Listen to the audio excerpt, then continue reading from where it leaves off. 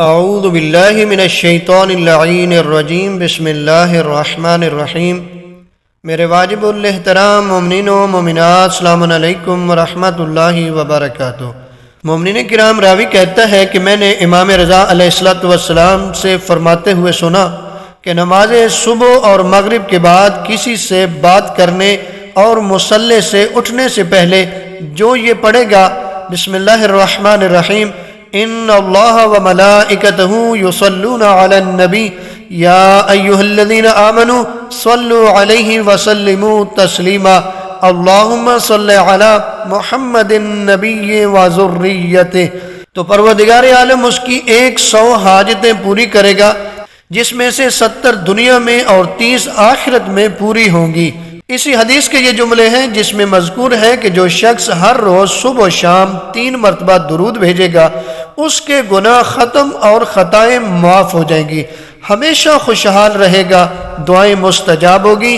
آرزویں پوری ہوگی، رزق زیادہ ہوگا، دشمن کے مقابلے میں مدد ہوگی،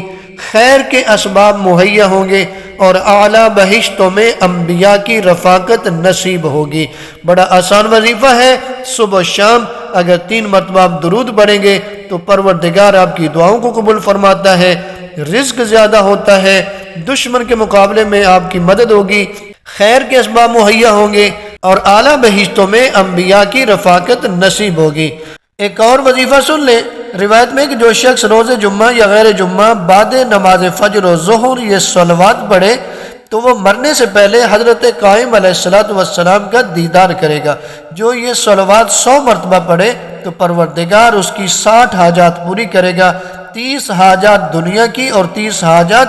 آخرت کی بر آئیں گی۔ وہ صلوات کون سی ہے؟ اللہم صلی علی محمد و آل محمد وعجل فرجہم۔ نبی اعظم صلی اللہ علیہ وآلہ وسلم فرماتے ہیں کہ جو شخص ماہ شعبان المعظم کی 19ویں شب یعنی 18 اور 19 کی درمیانی شب 2 رکعت نماز پڑھے، ہر رکعت میں الحمد کے بعد سورہ ملک 5 مرتبہ تلاوت کرے، پروردگار اس کے گزشتہ اور آئندہ گناہوں کو بخش دے گا، اور نماز کے بعد خدا سے جو بھی طلب کرے گا خدا اسے عطا فرمائے گا۔ نبی فرماتے ہیں حتیٰ کہ اگر اس کے ماں اور باپ آتش جہنم میں ہو تو خدا اس رات کی نماز کی برکت سے اس کے والدین کو آتش جہنم سے نجات عطا فرمائے گا۔ یہ اعظم صلی اللہ علیہ وآلہ وسلم بیان فرماتے ہیں جو شخص ماہ شعبان المعظم کے 19 روزے رکھ لے تو بہشت میں اسے در اور یاقوت کے بنے ہوئے 70,000 محل عطا کیے جائیں گے۔